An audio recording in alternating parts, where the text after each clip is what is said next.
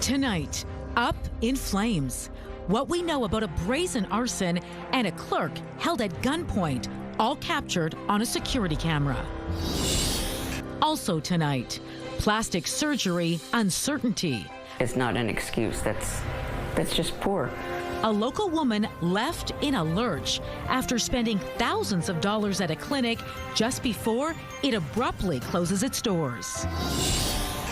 Plus, drug detention dispute. Why the province's plans to create an extended detox center in Point Douglas may have hit a roadblock.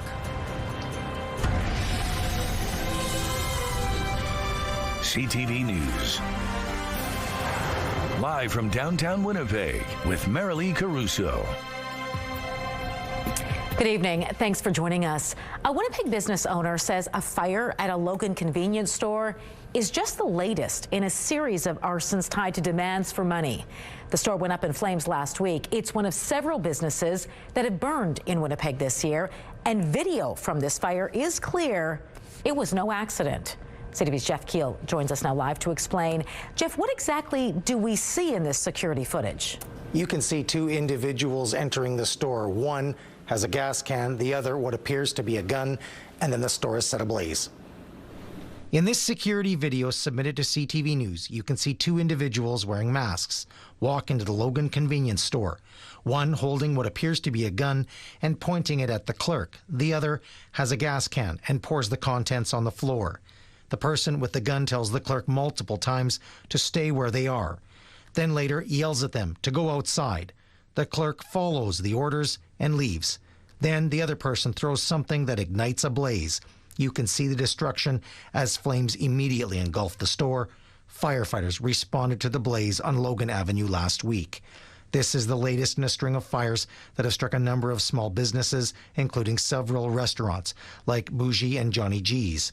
Winnipeg police said Friday they aren't necessarily connected. At this point, they're investigations, and I'm going to say no, they're not all linked. But another store owner who does not want to be identified because of fear of reprisal says he and other small business owners are all being threatened to pay up or face arson by the same person. But everybody's terrified, man. I barely even live in Winnipeg anymore. You know what I mean? Like, I have a home in Vancouver now. He says he's been told to hand over money more than once or else. Like me, it twitched up 3 or 4 times. You know, first he wanted me to pay him $5,000 a month or he's going to burn down my store. He says he's reported his suspicions to Winnipeg police, who said Friday they are actively and aggressively investigating the fires. Different fires have different motivations. They can be extortion, intimidation, and they can be fraud. And we have to consider all of that evidence, and we have to prove or disprove that motivation. Police also said Friday they are optimistic they will have more answers in the near future. All right, looking forward to it. Thanks for this, Jeff. A warning from police tonight about a convicted sex offender who was recently released from prison and is expected to live in Winnipeg. Leslie Wayne McCready, who's also known as Leslie Wayne Brightnose, was released from Milner Ridge Correctional Center Sunday. The 33-year-old was serving a sentence for 2 counts of failing to comply with a recognizance order.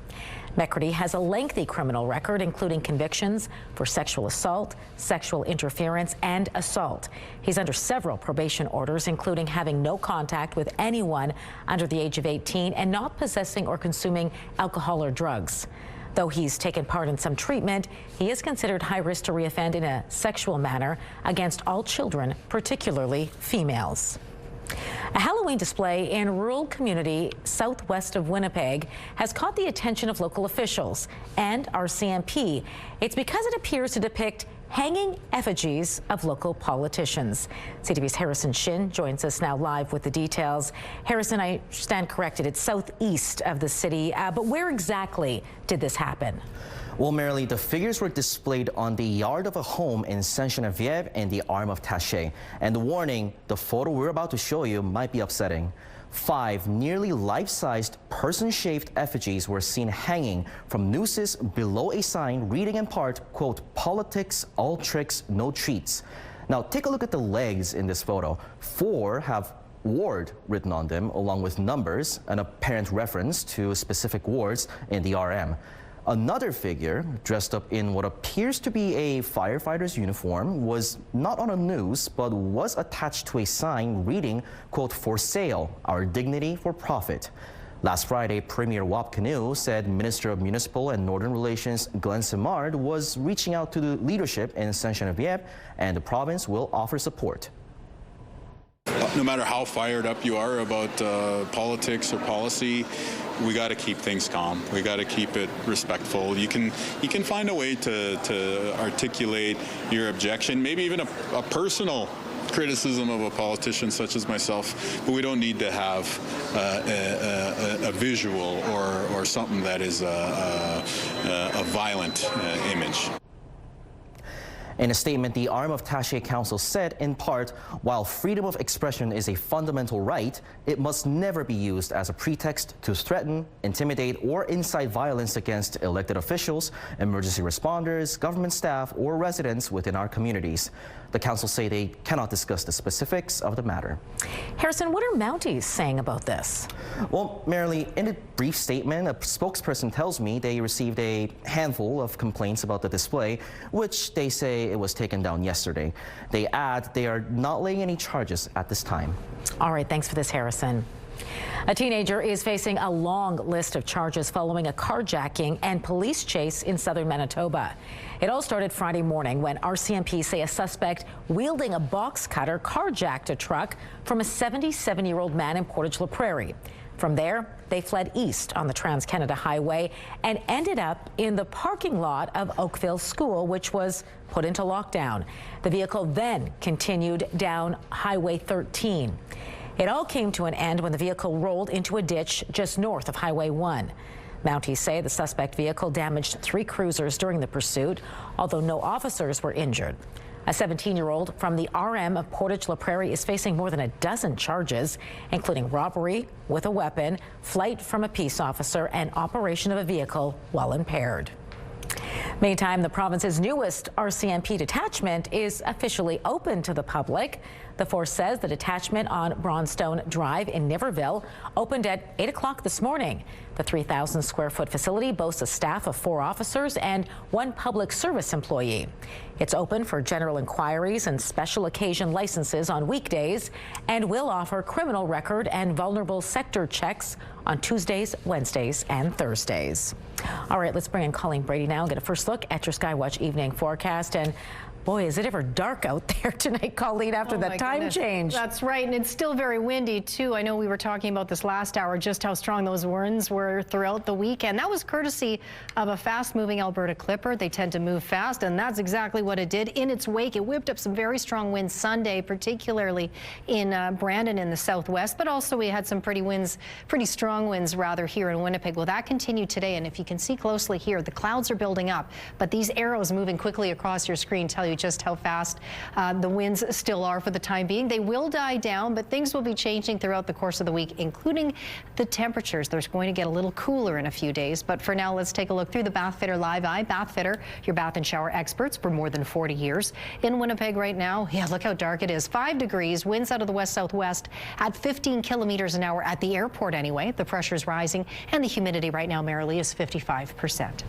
Thanks, Colleen. A Winnipeg woman is facing medical uncertainty tonight after the abrupt closure of a plastic surgery clinic. She's paid more than $12,000 and has no idea when her next appointment will be. To explain, CTV's Joseph Bernacki joins us now live. Joseph, what happened to this patient and why has the clinic suddenly closed its doors? Marilee, the status of suspended physician Dr. Manfred Ziesman's clinic remains up in the air. The patient I spoke with is left with some big questions, all in the last week. Well, I'm gobsmacked, for one thing. That's how Transcona resident Deidre DeMel described finding out her appointment with plastic surgeon Dr. Manfred Ziesman was canceled, and there would be no follow-up to her recent procedure. You just can't up and leave your patients and say, okay, I'm retiring, you know. It can't be. DeMel had her first cool sculpting procedure in August. The elective surgery removes fat from the body, but it doesn't come cheap. We could give you a deal, $12,000, but it has to be paid up front and in full. That price covered 2 treatments and included all follow-ups. She got another round in September. However, her November check-in was canceled. They said, No, I'm afraid Dr. Ziesman's closing the office and he's decided to retire. And this all occurred on the 30th of October.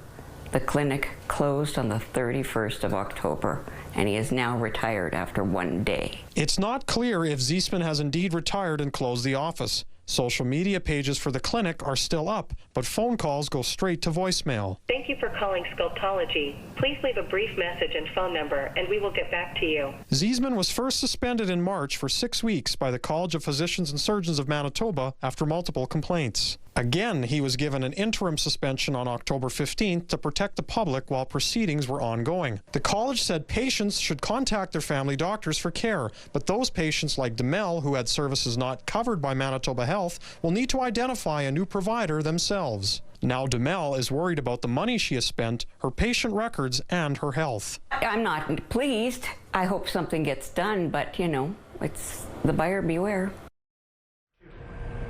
DeMel is pretty confident she'll be able to find another doctor to take over her follow-up care, but the sudden closure brings up many issues for all the patients of the clinic. Sure does. Okay, what does the College of Physicians and Surgeons of Manitoba say about closing or moving a practice? Well, Marilee, usually a doctor has to give 90 days notice if they are leaving or closing a practice, but because Dr. Ziesman was suspended, he couldn't practice, and therefore the 90 days did not apply, according to the college. Retiring doctors or those moving must tell the college, and individual notices need to go to patients with appointments booked within the 90 days.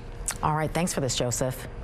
Police officers stationed at Health Sciences Center helped make an arrest after only 1 day on the job. Police say an on-duty doctor was assaulted by a patient Sunday morning. Officers who were there for an unrelated matter, along with the new hospital detail, were called in to help security staff. A woman in her 30s is now charged with assault with a weapon. 2 uniformed police officers began patrolling the province's largest hospital Saturday and will offer a 24/7 presence going forward. In an email statement, a spokesperson for Shared Health said, "Any form of assault is unacceptable, and the agency is offering support to the affected physician." The province says hospitals are better prepared to deal with the upcoming flu season than they were a few years ago. This is the time of year more patients visit emergency rooms with severe flu and other respiratory illnesses. The province says it's added 10 extra ICU beds at various hospitals since April, on top of the more than 300 fully staffed beds added since 2023. Despite the added beds, Manitoba wait times are still comparatively high. The health minister says it will take time for the extra resources to bring down wait times. We're building more capacity. We're seeing the benefits of that in our system. But of course, there's much more work for us to do. So we're going to keep adding beds, adding human resource to the front lines, and making sure that we're moving those wait times in the right direction. Those most vulnerable to flu complications are older adults, young children, and those with chronic health conditions or weakened immune systems. Manitoba's premier is joining other premiers in denouncing a Supreme Court of Canada ruling on child pornography. Child sexual abuse images and video, this is like one of the worst things that anyone can do. Not only should go to prison for a long time, they should bury you under the prison. You shouldn't get protective custody. They should put you into general population, if you know what I mean. The High Court last week ruled 1-year mandatory minimum jail sentences for accessing or possessing child pornography are unconstitutional. Conservative politicians across Canada have demanded Ottawa overrule the decision with the notwithstanding clause.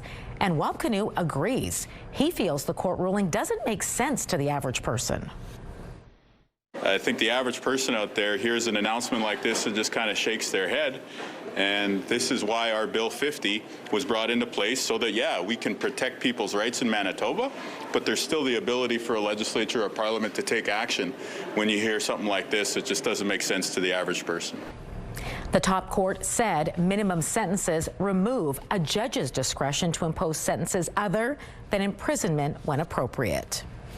The governing NDP says it's willing to make a deal with the PCs to get the drug detention bill passed, but Families Minister Nahani Fontaine says the opposition is rejecting its offer.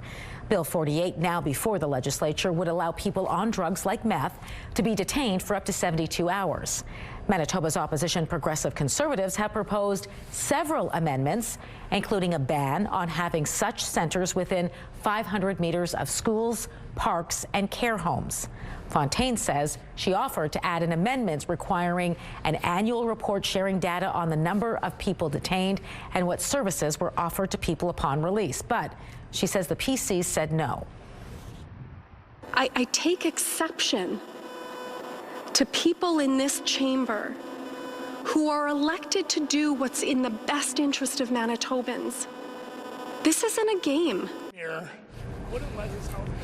Opposition leader Abi Khan says this is a serious bill, and he doesn't believe it should be pushed through until it's done right. The PC say all of its amendments should be considered in the legislature and voted on. The failed government House leader could have introduced this legislation a long time ago. It was only brought forward from committee on October 23rd and only allowed us to bring our report stage amendments forward on October 27th. At no point were we not going to bring our report stage amendments forward and call for a vote on them. The Southern Chiefs Organization held its third annual First Nations Veterans Summit yesterday.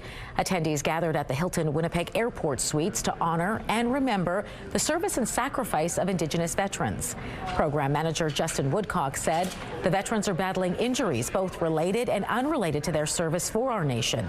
He explained SCO offers services in multiple aspects, no matter where they are. We never turn anyone away. Even if they're non-Indigenous, I'll support any veteran that comes to my office seeking support. I've done trips to many different First Nations, connecting with Chief and Council, informing them about what our program can do to help the veterans in their nation, and connecting with them on a one-on-one basis as well. Woodcock added the recent passing of Bill 210 is a celebration. Bill 210 formally recognizes November 8th as Indigenous Veterans Day in Manitoba. Our symbol of love was destroyed. A symbol of pride in rural Manitoba erased overnight. Where it happened and how the community feels about the vandalism.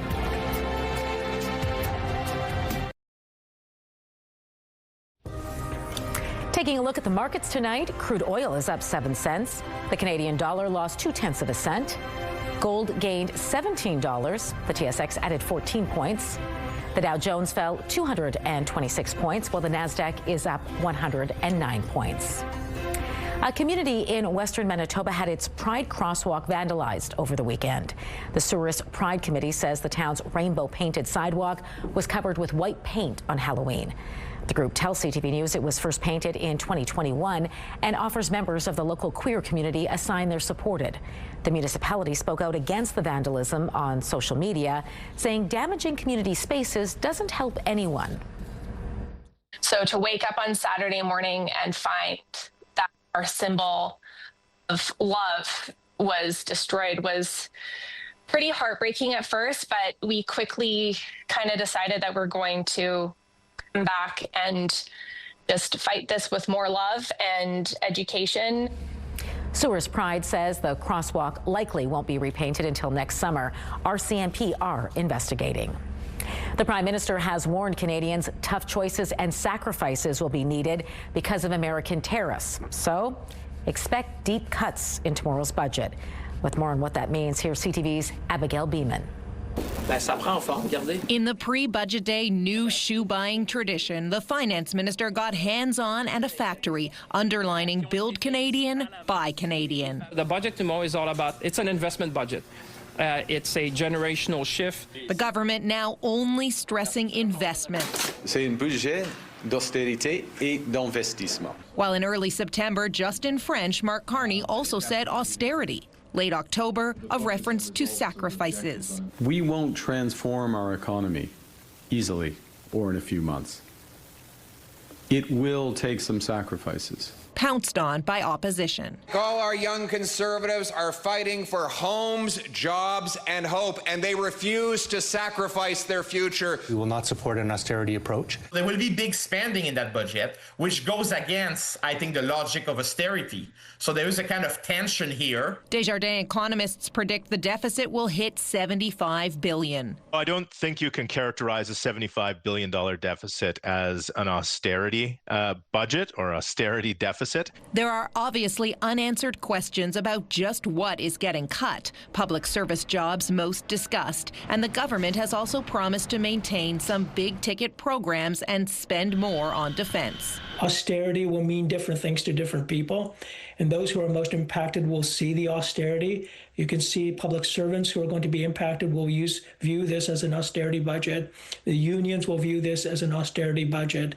The Liberals are just 3 seats shy of a majority, meaning they need some help from the opposition parties in order to pass this budget in the confidence vote ahead or risk heading to an election. Abigail Beeman, CTV News, Ottawa. Industry Minister Melanie Joly says Canada will hold Stellantis to account. The company plans to move production of its Jeep Compass from Ontario to the U.S. Let's focus on the facts. What's happening in Brampton at the Stellantis facility is completely unacceptable. Stellantis made a commitment, a promise, to invest in that plant, to invest in Canadian workers. And our government expects them to honor that promise, full stop. Joly says Canada will launch dispute settlement proceedings against Stellantis and says the 30-day process will be initiated today. The proceedings aim to recover Canadian taxpayer money and return production to the plant in Brampton. Ottawa threatened legal action against Stellantis if it broke its commitments to Canada, but the Prime Minister says he received assurances Stellantis still has plans for its Brampton plant. The province is looking to buy city land in St. Norbert for $1. According to a city report, the province wants to acquire nearly 35 acres next to LeMay Forest, including the surrounding riverbank. The forest was the center of controversy after a developer intended to cut down trees and put an assisted living facility on the site. The plan was met with fierce opposition by protesters in January who blocked access into the forest to stop trees from coming down. In April, the province stepped in and expropriated the forest. It wants to turn the area into a provincial park, but it also wants to buy some city-owned land valued at $400,000 back in 2010. The report doesn't say why the province is offering the city just $1. The city says it doesn't have sufficient information to recommend or decline the sale. The report will be discussed at committee Friday. CTV News has reached out to the province for comment. Winnipeggers are jumping at the chance to get their hands on free radon testing kits. Friday, the city announced public libraries would now be offering take-home radon screening kits, which can be checked out for up to 3 weeks, just like a book. The city has 130 such kits, and tonight a spokesperson tells us nearly 1,500 people have already signed up. They're trying now to fill these requests as quickly as possible, but as an alternative, you're advised that you can purchase a single-use 90-day radon test from the Manitoba Lung Association. Well, as the snow moves in, the time for pumpkins to go. Thousands of jack-o'-lanterns in Winnipeg got the drop rather than sitting outside to rot. Here, I'll help you push it. 1, 2, 3. My pumpkin. Compost Winnipeg held its 5th annual pumpkin drop at CF Polo Park. They brought a truck to the ground level of the parkade and asked attendees to gather on the 2nd level to throw their pumpkins and jack-o'-lanterns into that truck below. Pumpkins will be sorted into 3 categories: 1 fit for human consumption, so it can become food, 1 to feed animals, and lastly for compost. Organizers say if you miss the event, it's not the end of it. You can put it in your backyard bin to keep it out of the landfill, or you can send it to the City of Winnipeg Leaf and Yard Waste. And we have 3 official sites, so one at Dakota Community Center, another at Lindenwoods Community Center, and the last at Valley Gardens Community Center, where you can bring your pumpkins as well. Ultimately, keep those pumpkins out of the landfill. Compost Winnipeg's Carrie Blackburn said about 3,000 kilograms of pumpkins were collected. The need is incredibly large, and we just want to make sure that we're able to support as best we can. Getting ready for Christmas cheer. How Winnipeg charities will handle an increased need for help over the holidays. You'll notice throughout the long-range forecast for Winnipeg that the temperatures are going to get cooler, cool enough that by the time we get to Friday, we won't even see daytime highs reaching above freezing. The reason for that, well, that's a clipper system that will be developing in Alberta by midweek and then heading east toward Manitoba. In the meantime, back to sunshine Wednesday, 6 degrees, clouding over Thursday, a chance of showers and 4. Again, just -2 in the sun on Friday. Flurries possible Saturday, a mix of sun and cloud, and -3 degrees on Sunday.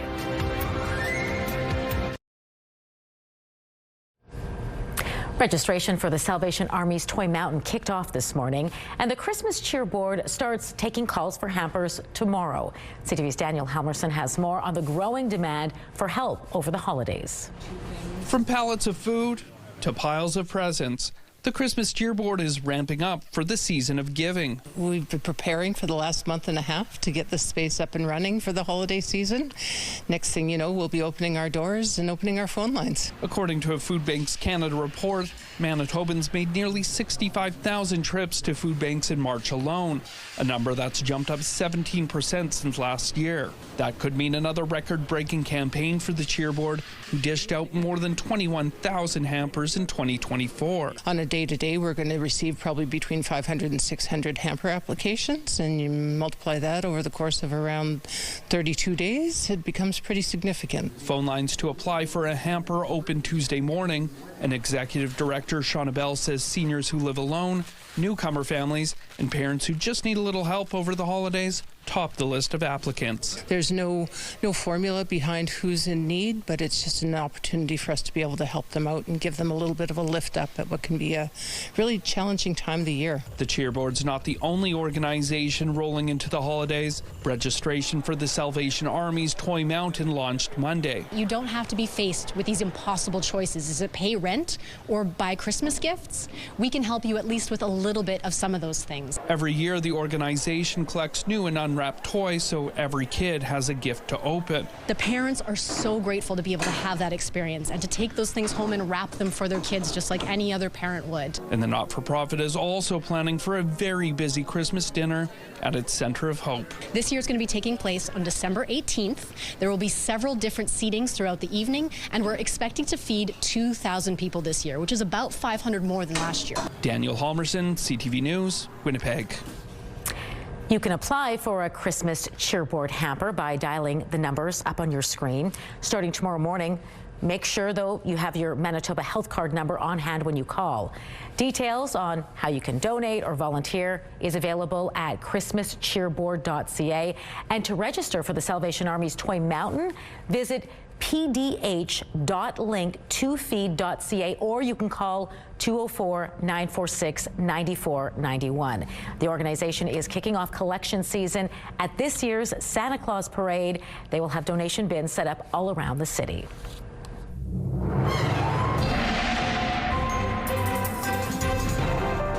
CTV Skywatch weather brought to you by South Beach Casino and Resort. Visit southbeachcasino.ca.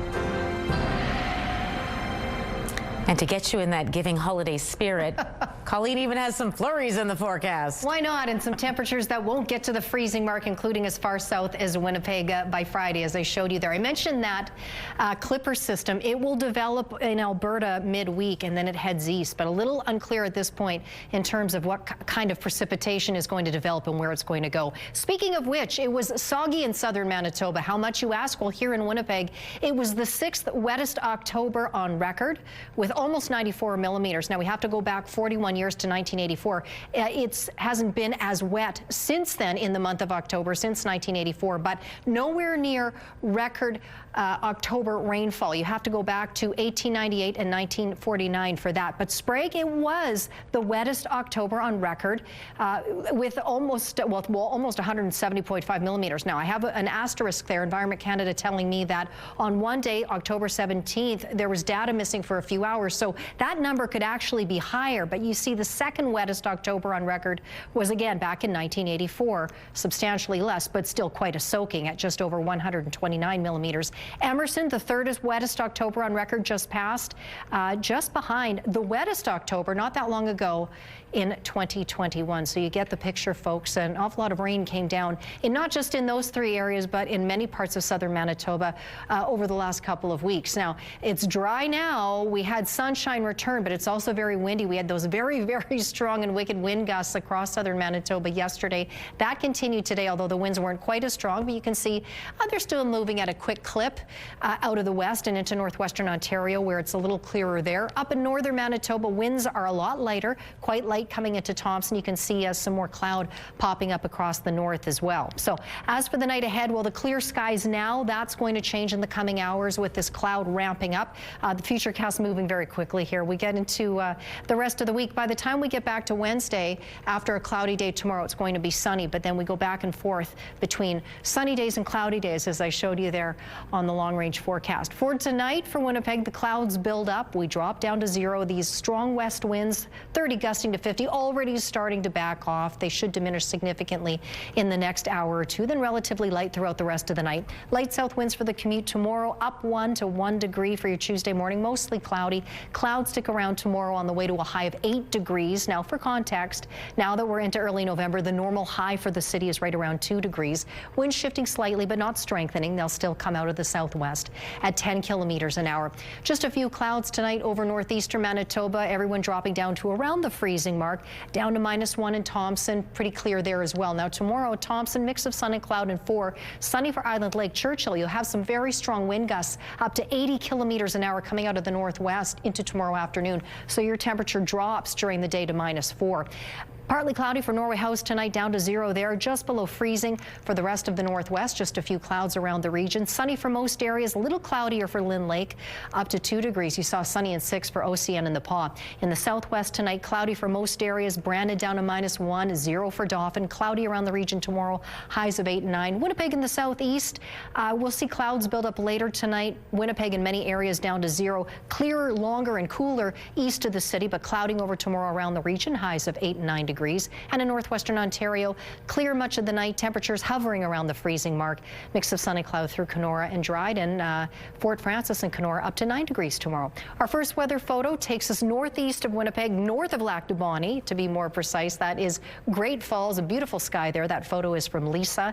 And look at this beautiful rainbow leading to what Diane says is her pot of gold in Balmoral. Send us your weather photos to winnipegweather@ctv.ca. Thanks, Colleen. The Blue Bombers were back in Winnipeg yesterday after losing Saturday to the Montreal Alouettes in the Eastern semifinal.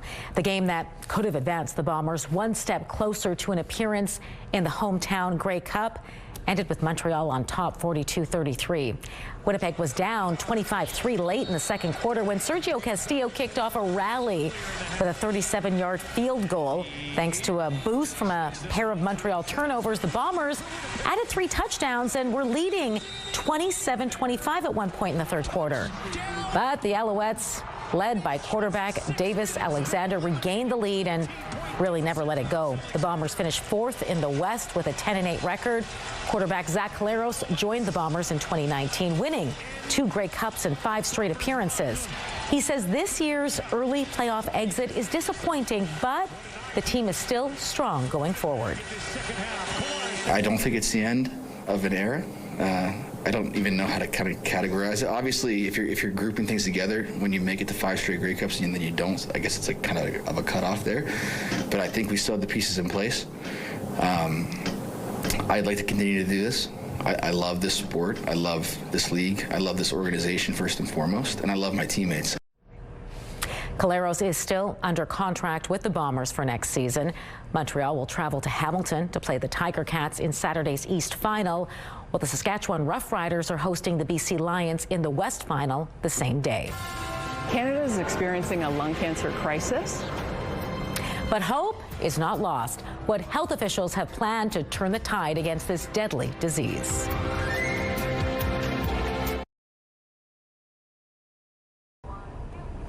November is here, and as you know, it's a special month for us here at CTV Winnipeg. This year marks our 8th annual Hero in You campaign, a month-long blood drive aimed at raising awareness about the importance of blood donations and encouraging you to make an appointment to donate. I started this campaign in memory of my mom, who relied on blood donors to keep her alive for years as she battled a rare blood cancer. And thanks to your efforts over the years, we continue to give other families more time with their loved ones who rely on blood products. And this year, it's not just about saving lives, it's also about sharing moments. And joining me now to help officially kick off the 2025 Hero in You campaign is Brett Lawrence with Canadian Blood Services. So good to see you. Yeah, thanks so much for having me. This time of year comes around faster every year, really I feel does, like. yeah. But it really is such a special time for CTV Winnipeg and for myself. Our main focus always is filling every available blood donation appointment in the month of November. So what is our task this year, Brett? What do we need to hit? So our number for November is 1,236 open appointments. So yeah, folks can visit blood.ca, make an account if they don't have one already, and book a spot in November to help fill those spots. You know, let's talk a little bit about the importance of blood donation and the impact even just one donation by one person this month can have on someone's life. That's right. So when you donate blood, you donate what we call whole blood, and that can be split into 3 parts that can be transfused to a patient. So red blood cells, platelets, and plasma. So when you donate, you're potentially helping 3 people. And like, it's an hour of your time. The needle's in your arm for about 10 to 15 minutes. So really not that much time. You can be on your phone, you can read a book, you can talk to the folks that you came with, and like an hour of your time to make a difference in 3 people's lives, like potentially saving their lives. Like, that's a huge return on your investment, right? And we know there's a lot of people out there, like my mother was, who rely on blood donations regularly, not just, you know, in the incidents of a car crash or something like that, cancer patients or people with conditions that regularly need them. My mom needed them every other week for over 5 years, which is why I wanted to do this, because I feel like I drained your supply. I wanted to help others. But let's talk about the current supply of our blood system, because I know this time of year, the holidays are approaching, the weather's changing, people are busy, they tend to drop off. What is the current state? Yeah, so what we're seeing for the first time in a long time is the demand for blood is rising in ways that we weren't expecting, and the supply of donors isn't enough to continue to meet it in the long term. So that's why we've set a very ambitious goal for ourselves. We need 1 million new donors in the next 5 years. So 1 million people to donate for the first time, just to maintain supply of blood to continue to meet that demand for blood. And an important section of our viewers or people that are watching right now is the youth, because our donors that we've relied on for so many years are aging out, right? And we really need the young people to kind of pick it up for them. Yes, and for a few more years at least, I can say I'm still a young donor. And yeah, really calling out folks who've never donated before to come out to donate. And it doesn't have to be a scary activity. Like, come as a group, make it a group activity. We have a fall campaign right now called the Fall Get Together. So it's encouraging folks to come in as a group. Once they donate, they scan a QR code at our donor center and they get entered to win a Peace Collective hoodie. It's a Toronto-based company that made a limited edition blood and plasma donor hoodie. So a little bit of an incentive there.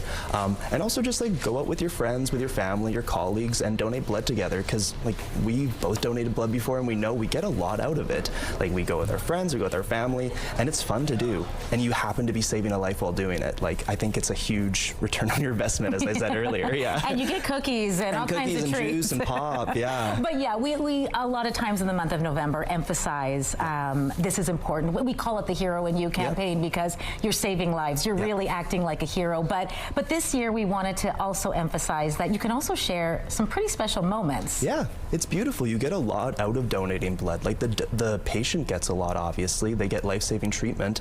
But when I donate, I feel great. I get to hang out with my friends. I just feel like I did a good thing, and I can kind of get on with my day. It's also just a good cheat day. It's like, oh, I donated blood. I can have some junk food after. And yeah, it's a great team-building activity as well. Well, I'm very excited. 1,236 appointments we need to fill. So I need your help. This is my call to all of you out there, to all of our heroes, to take part in this year's Hero in You campaign. All you have to do is book an appointment to donate blood. You can do that going online to blood.ca, or you can do it through the Give Blood app. app. You can also make an appointment over the phone. Call 1-888-2DONATE. And when you're there, make sure you take a photo in front of, at the donor center, in front of the CTV Hero and You banner. And you can share it on Twitter with the hashtag CTVWPG Hero. And you can also tag at CTV News Winnipeg and Lifeline Manitoba. And we're going to share your photos on our website and our newscast weekly, as well as share some really special stories from right here in our community of people who are relying on you to donate blood. Thanks again, Brett, and here's to a very good month. Let's go.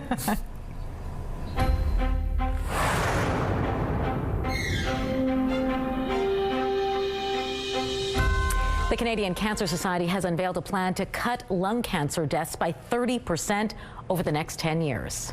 Canada is experiencing a lung cancer crisis, and despite advances in treatment and detection, we're still seeing lung cancer as the highest cause of cancer death. The organization is calling it an unprecedented effort to change the trajectory of the country's deadliest cancer.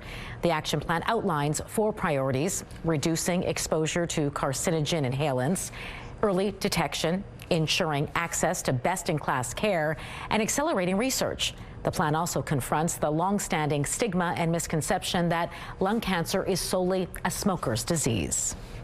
A new eye test developed by Canadian researchers is leading to earlier detection and treatment of vision problems in younger patients.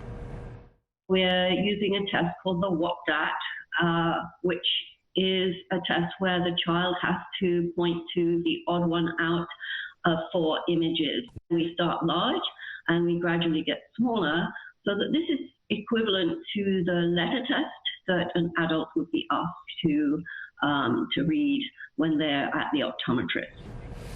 The test, developed by researchers at the University of Waterloo, allows for more precision with children ages 18 to 36 months, since they understand shapes and faces more easily. Optometrists in Canada, the U.S., and the U.K. are testing the technique and reporting children seem to enjoy it more because the test feels like a game. The testing phase is nearing its end, and then the hope is to commercialize it. A new study reveals a happier country equals a healthier one. The report, published in the journal Frontiers in Medicine, looked at the happiness levels of 123 countries. They found countries which invested in well-being services like curbing obesity, alcohol use, and pollution had happier populations, which reduced deaths from chronic or non-communicable diseases. Medical Watch is brought to you by Manukin Koster Denture Clinic.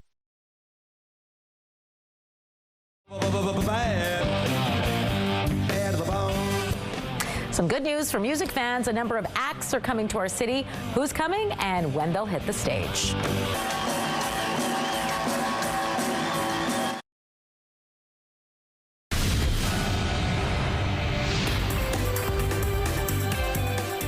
Spotlight, sponsored by the Casinos of Winnipeg, presenting Absolute Brittany, a tribute to Britney Spears.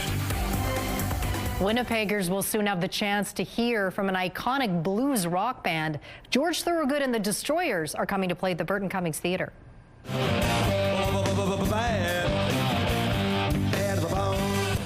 The American musician behind Bad to the Bone and other hits will play the Burt on March 24th.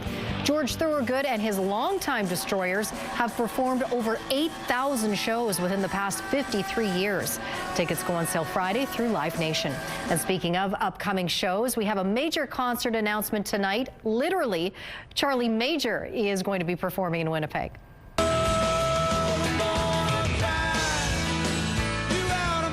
Charlie Major is set to perform at Club Regent Event Centre on March 6th. The Canadian Country Hall of Fame legend has been lighting up the Canadian country music world since the early 90s. Since then, Major has won 3 Junos, 7 CCMA awards, and sold 500,000 albums. Tickets go on sale Thursday through Ticketmaster. And get ready to have your mind blown. The hilarious hypnotist Ravine has set his mind on doing a show here in Winnipeg.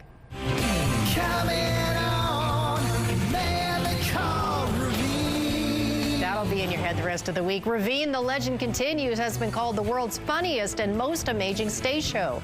The hypnotist is known for bringing audience members on stage for the unique and entertaining show. He will be performing at Club Regent on March 7th. Tickets go on sale this Thursday through Ticketmaster.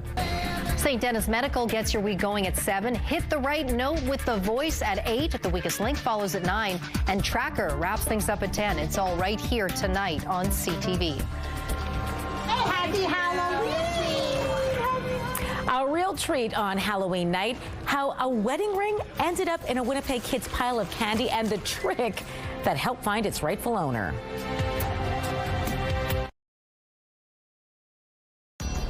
Women's clothing provided by RW & Company. Salon services provided by S&Teak Spa Salon. Well, highest temperature today was 10 degrees, just a bit warmer than it was on this day a year ago, 9.2, but that record remains intact, set in 2008. Tonight we drop down to 0. Clouds build up throughout the night as the winds ease up. Clouds return on Tuesday, 8 degrees. Sunshine on Wednesday, 6 degrees. Clouds return on Thursday with the chance of showers. Guess what? Sunny on Friday. Thanks, Colleen. Well, candy wasn't the only thing that made its way into the candy bag of one trick-or-treater this Halloween. We were sorting the candy, dumped it all out on the living room floor, and I saw this wedding ring sitting in the midst, and I was really surprised. Simone Hildebrand Thiessen said she went trick-or-treating with her kids in North Kildonan Friday. The next morning, when they were sorting all that candy, she found a men's gold wedding ring in the pile. The Winnipeg mother says she was shocked at first, doubting the ring was real, until she felt its weight. She then made a post to the neighborhood Facebook page to try and find the owner. I had lots of comments and shares, and then within a few hours, I had someone message me saying, I think this is my brother's. He lives on the street just around the corner, and yeah, he had lost his ring the night before.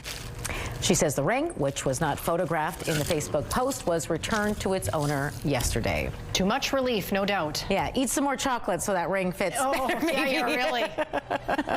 Glad it made it back to its rightful owner, yes. And maybe some extra treats for the mom and her son who returned it. Well earned. All right, that does it for us tonight.